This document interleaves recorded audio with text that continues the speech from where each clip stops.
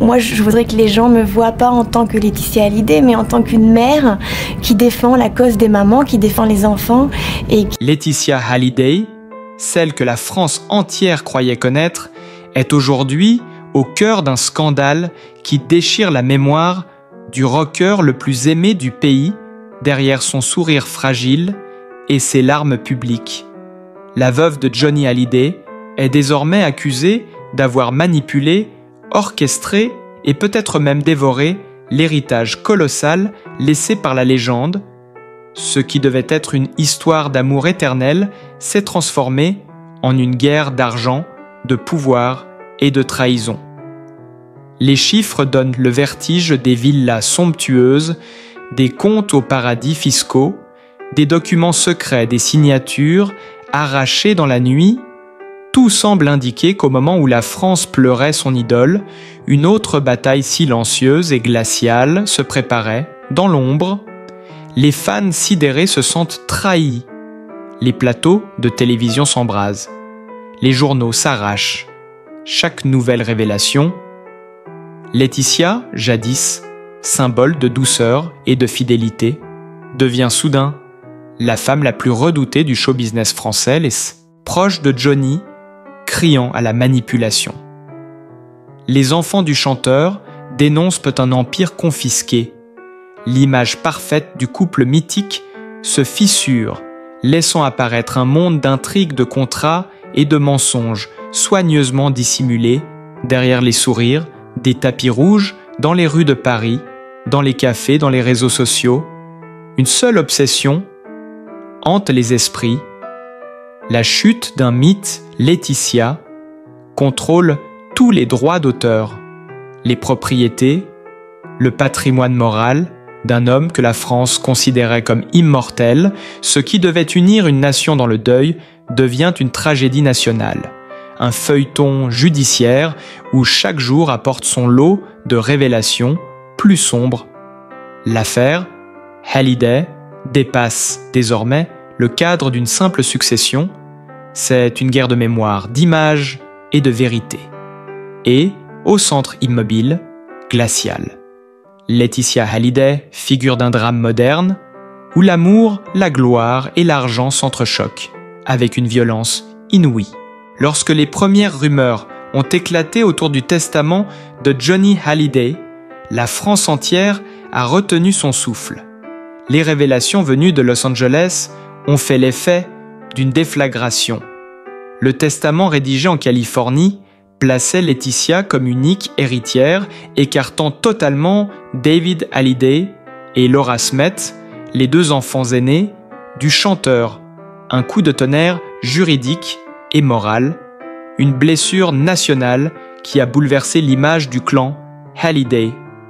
Du jour au lendemain, la veuve lumineuse s'est transformée en figure d'ombre accusée de trahison et d'avidité. Les documents officiels diffusés par la presse montraient une précision glaciale. Chaque clause semblait pensée pour verrouiller tout accès à la fortune du chanteur Vilas de Saint-Barth et de Los Angeles. Royalties sur les albums droits, d'Image Entreprise de production, tout passait entre les mains de Laetitia et de ses conseillers américains pendant que la France pleurait. Son idole des notaires, des avocats et des gestionnaires s'activait dans l'ombre des coffres-forts pour sécuriser des millions d'euros de revenus à l'étranger. Les premières fuites ont provoqué un séisme. Les journaux titraient sur l'héritage volé. Les plateaux télé devenaient des tribunaux publics. Laetitia restait silencieuse, protégée par une communication millimétrée, tandis que ses proches diffusaient l'image d'une veuve courageuse. L'opinion n'y croyait plus. Les fans criaient à la manipulation, à l'usurpation du mythe Johnny. Les réseaux sociaux s'enflammaient, des centaines de messages d'indignation. Chaque minute, la guerre de l'héritage devenait un feuilleton national. Au fil des mois, les audiences judiciaires se succédaient en France et aux États-Unis. Les avocats de David et Laura dénonçaient des manœuvres d'évitement fiscal, des transferts d'actifs dissimulés sous couvert de fondations étrangères. Les noms de sociétés offshore apparaissaient dans les documents, les dates ne correspondaient plus, les signatures semblaient suspectes des témoins, affirmant avoir vu Laetitia imposer des décisions à un Johnny. Affaibli, épuisé par la maladie, certains parlaient d'un véritable encerclement psychologique d'un homme isolé, de ses enfants et de ses amis.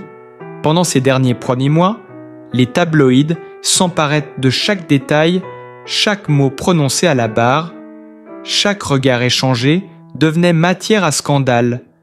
Des emails internes fuités montraient des échanges tendus entre les conseillers de Laetitia et les gestionnaires du patrimoine évoquant des virements urgents à effectuer avant le décès.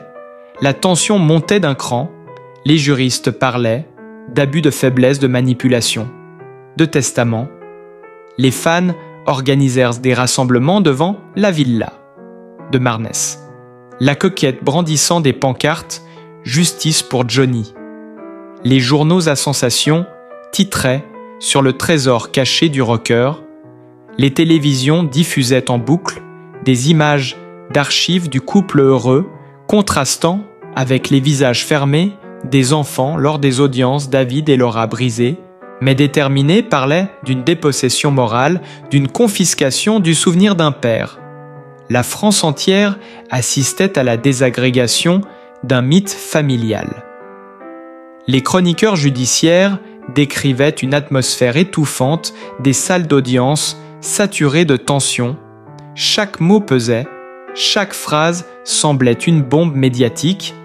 Laetitia apparaissait tantôt effondrée, tantôt froide, calculatrice. Chaque apparition publique était disséquée, chaque sourire interprété derrière les rideaux des hôtels particuliers.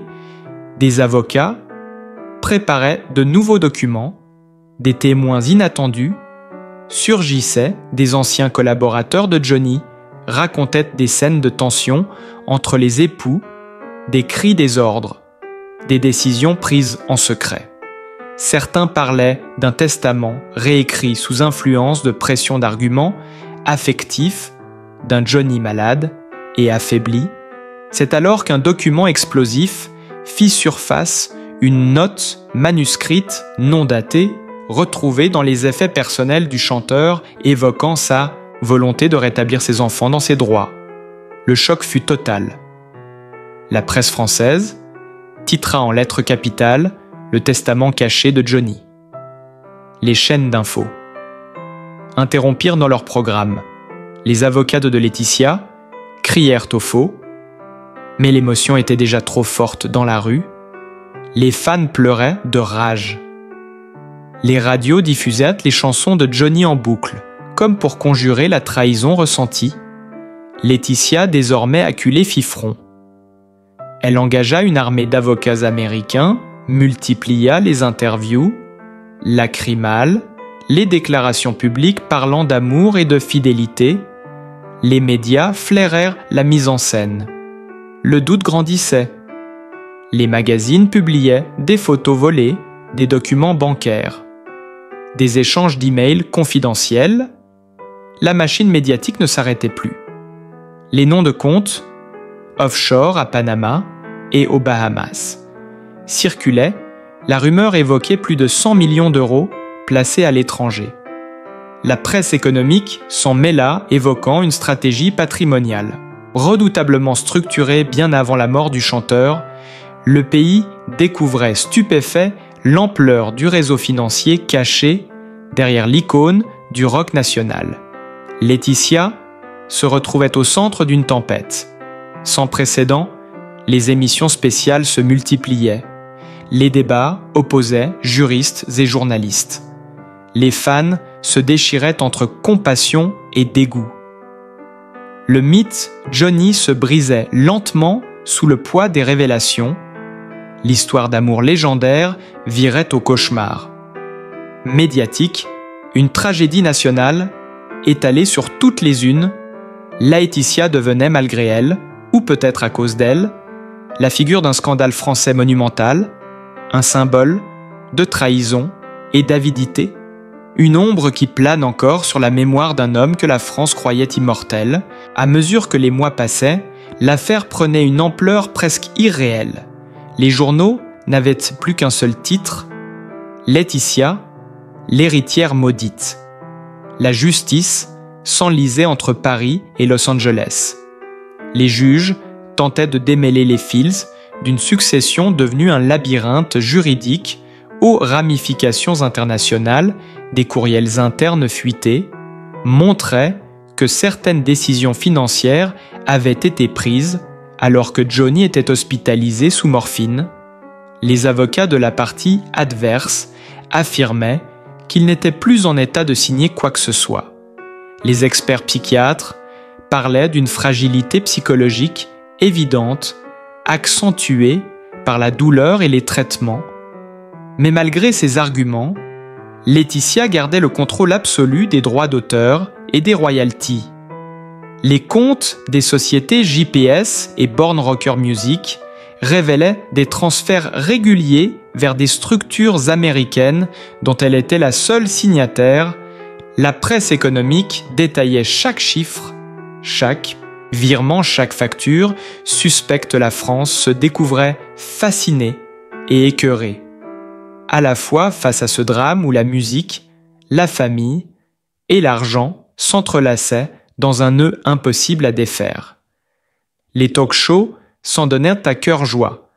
Les chroniqueurs parlaient de manipulation de stratégie, de communication millimétrée, de larmes calculées. Laetitia, redevenue personnage central d'un drame national, apparaissait partout sur les écrans, visage pâle, regard perdu, silhouette d'une veuve, devenue ennemi public numéro 1. Les fans de Johnny se divisaient.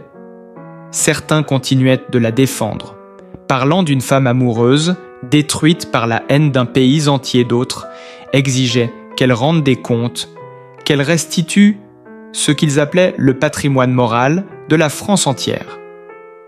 La colère montait jusque dans les rues des manifestations. Une quota sur lieu devant les tribunaux. Des pancartes portaient les mots « Justice pour Johnny », des bougies, des photos du chanteur entourées de messages accusateurs.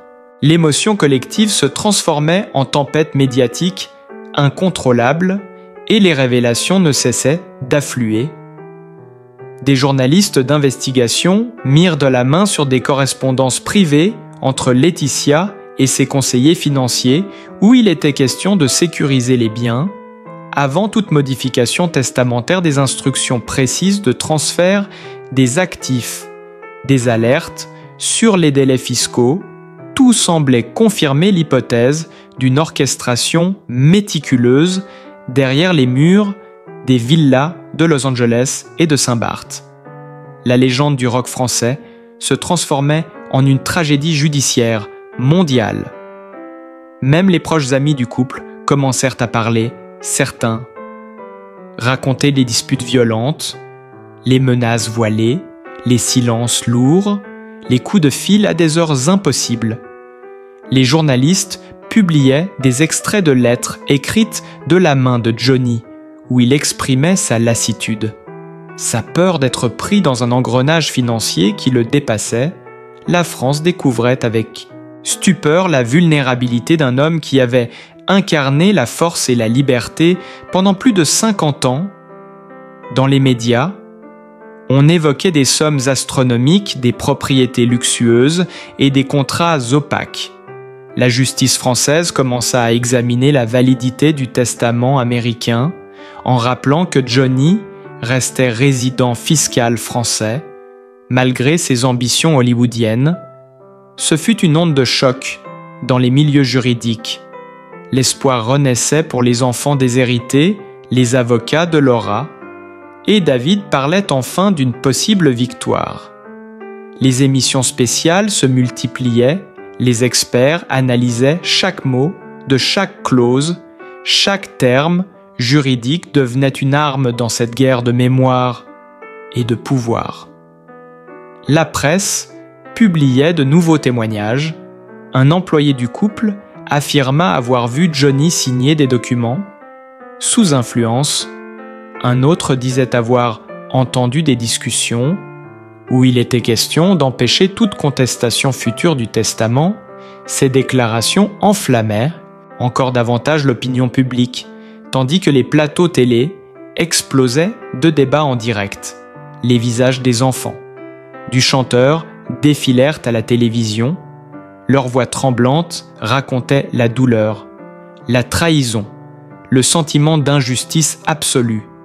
La France écoutait bouleversée, un pays entier se sentait témoin d'un crime moral commis contre la mémoire d'un homme que tous considéraient comme un monument.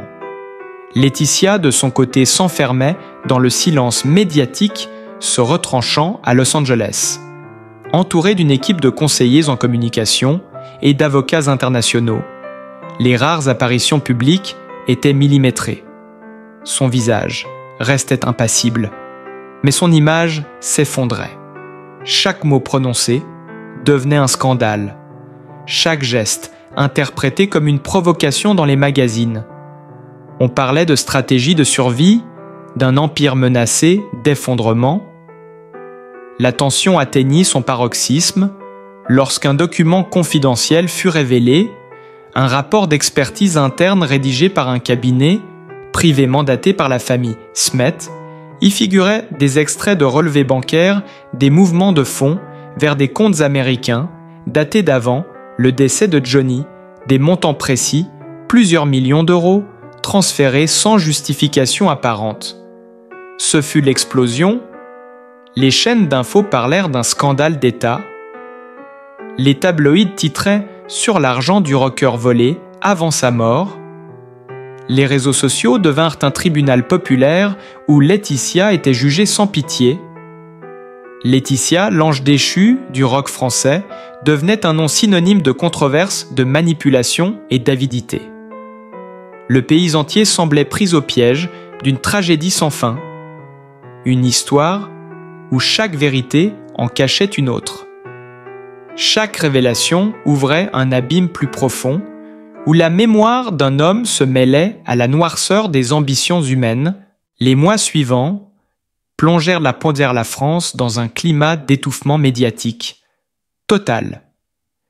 Chaque jour apportait son lot de révélations plus sombres que les précédentes. Les journaux parlaient d'un empire financier dissimulé sous des sociétés écrans, d'une succession éclatée entre Paris, Los Angeles et Saint-Barth. Laetitia, retranchée derrière les murs de sa villa californienne, devenait le visage d'un scandale qui ne voulait pas mourir. Les fans, toujours partagés, oscillaient entre la nostalgie et la colère. Les lettres ouvertes pleuvaient. Des pétitions circulaient, exigeant la restitution du patrimoine musical de Johnny aux enfants biologiques du chanteur. Les avocats de David et Laura présentèrent de nouvelles preuves, des échanges de courriels, prouvant que des transferts d'actifs avaient été effectués quelques jours seulement. Avant la mort du chanteur, la presse s'en empara aussitôt. Les unes titraient sur la fuite des millions du rocker. Un ex-comptable du couple sorti du silence affirma que certaines transactions avaient été effectuées sur ordre direct de Laetitia, alors que Johnny était sous sédation. Cette déclaration fit l'effet d'une bombe. Les plateaux télé explosèrent. Les journalistes parlaient de manipulation morale, d'exploitation d'un homme diminué. La justice ouvrit une enquête parallèle pour abus de faiblesse. La tension monta d'un cran dans les studios de télévision. Des chroniqueurs s'affrontaient en direct entre ceux qui voyaient en Laetitia une veuve victime du système et ceux qui la qualifiaient de stratège implacable. Les caméras tournaient sans relâche, captant chaque déplacement de ses avocats, chaque entrée dans les tribunaux. Chaque battement de cils devenait une preuve de calcul, une image, un symbole. Les journaux allemands, espagnols et américains reprirent l'affaire, transformant ce drame français en scandale international. Même le New York Times consacra un article à la guerre d'héritage, du rocker français le plus célèbre du monde, Laetitia, au cœur du cyclone, continuait d'affirmer qu'elle ne voulait que respecter la volonté de son mari. Mais les faits contredisaient chaque mot. La découverte d'un enregistrement audio attribué à Johnny bouleversa de nouveau la France, une bande inédite retrouvée dans les archives d'un studio parisien où le chanteur aurait exprimé son souhait que tous ses enfants soient protégés et bénéficient de son œuvre. La voix fatiguée mais ferme du rocker résonna à la télévision nationale lors d'une émission spéciale diffusée en prime time. Des millions de téléspectateurs restèrent suspendus à cette confession posthume. Les larmes coulaient dans les salons. Les forums explosaient de messages de rage et de douleur. Ce document sonore mit à mal la défense de Laetitia. La pression judiciaire devint insoutenable. Les juges exigèrent dans la communication de tous les comptes liés aux sociétés de gestion du patrimoine. Hallyday.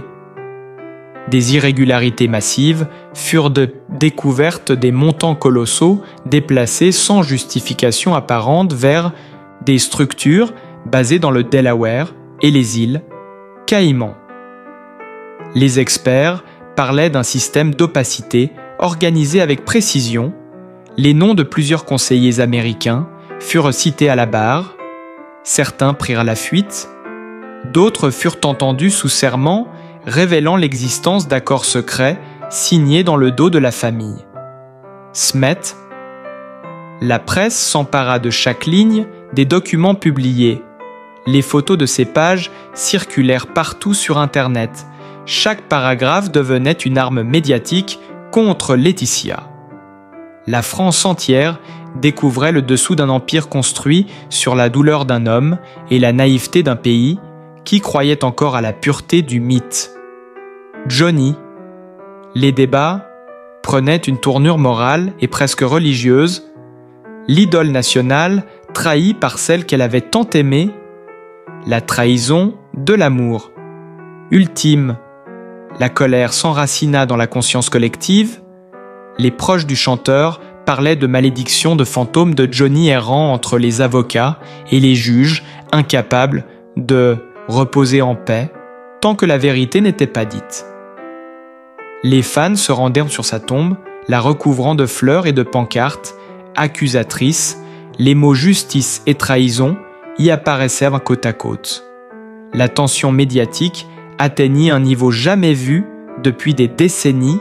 Laetitia se mura dans le silence total, tandis que la machine judiciaire s'emballait.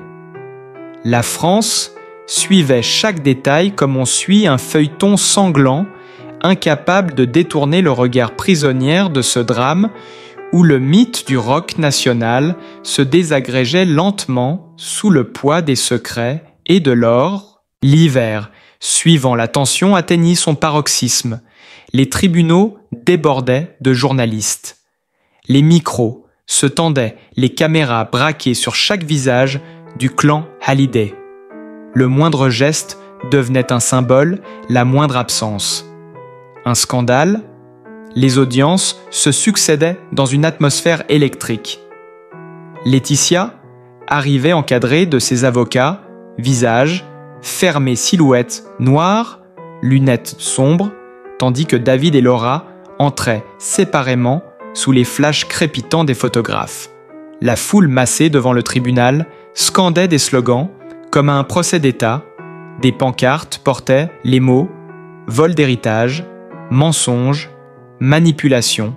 Les chaînes d'infos retransmettaient en direct chaque minute, chaque expression, chaque larme. Les journaux titraient sur le procès du siècle à l'intérieur de la salle. Les révélations tombaient une à une.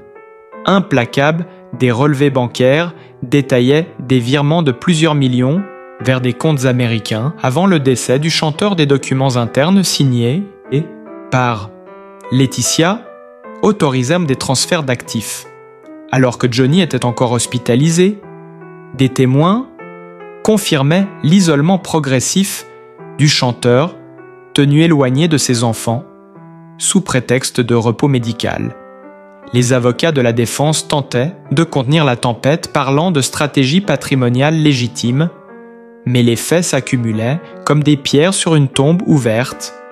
La presse publiait en exclusivité des extraits de messages privés échangés entre Laetitia et un conseiller, où il était question de verrouiller tout ce qui pouvait être contesté avant la disparition du chanteur.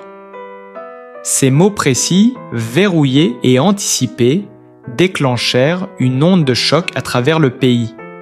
Les radios diffusaient des débats en continu.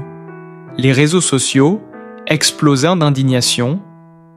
Les anciens amis du couple sortaient du silence. Certains racontaient comment Johnny, affaibli, signait des papiers sans comprendre leur portée. D'autres évoquaient des scènes de tension où Laetitia dictait les décisions les voix tranchantes comme une lame. Les magazines People multipliaient les couvertures criardes, titrant sur la veuve noire du rock français. Le surnom s'imposa et fit le tour du monde. Pendant ce temps, les fans se rendèrent par milliers sur la tombe du chanteur à Saint-Barth, déposant des lettres d'amour et de colère. La douleur nationale prenait des allures de révolte morale. Les analystes parlaient d'une fracture entre la France du cœur et la France du cynisme. La veuve devenait le visage d'une élite, sans âme, dévorée par le pouvoir et l'argent, puis survint un tournant inattendu. Un ancien notaire du couple accepta de témoigner à visage découvert à la télévision nationale. Dans une émission spéciale, il raconta comment les dernières volontés du chanteur avaient été modifiées, sous une pression constante. Comment les versions successives du testament s'étaient radicalement transformées en quelques mois au profit exclusif de Laetitia. Son récit glaça la France entière. Il évoqua des réunions tardives à Los Angeles, des échanges tendus, des menaces voilées. Son témoignage fit basculer l'opinion publique, qui jusque-là hésitait encore désormais. Le doute n'était plus permis. Le pays assistait, médusé, à la chute d'un mythe et à la naissance d'un scandale, d'une ampleur historique. Les journalistes d'investigation fouillaient les registres des sociétés américaines remontant les circuits financiers liés à la succession. Ils découvrirent des montages complexes, des sociétés créées à la chaîne pour disperser les revenus des albums, les droits d'image, les contrats publicitaires. Tout convergeait vers des structures où Laetitia apparaissait comme bénéficiaire unique. Les chiffres donnaient le vertige, des dizaines de millions d'euros envolés dans des paradis fiscaux pendant que les fans déposaient des fleurs et des bougies sur la tombe de leur idole. Cette contradiction insupportable enflamma l'opinion. Les éditorialistes parlaient d'une crise morale nationale, d'un séisme culturel où la mémoire du rocker se transformait en champ de bataille juridique le soir même des manifestations éclatèrent à Paris et Marseille. Des fans brandissaient des pancartes avec les mots « Johnny, trahi, Laetitia, accusé ». La colère prenait racine dans les rues, comme un écho à la douleur collective, et la tempête semblait loin d'être terminée. Et quand la vérité éclata, tout s'effondra. D'un coup, les masques tombèrent, les comptes furent révélés, les enfants retrouvèrent enfin leurs droits. La France entière retint son souffle.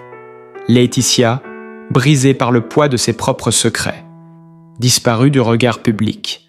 Johnny lui resta vivant dans le cœur de ceux qui l'aimaient toujours. Si cette histoire vous a touché, abonnez-vous dès maintenant pour ne rien manquer des prochains récits, laissez un like, partagez et rejoignez notre chaîne pour découvrir chaque semaine une nouvelle histoire, vraie, plus forte, plus bouleversante.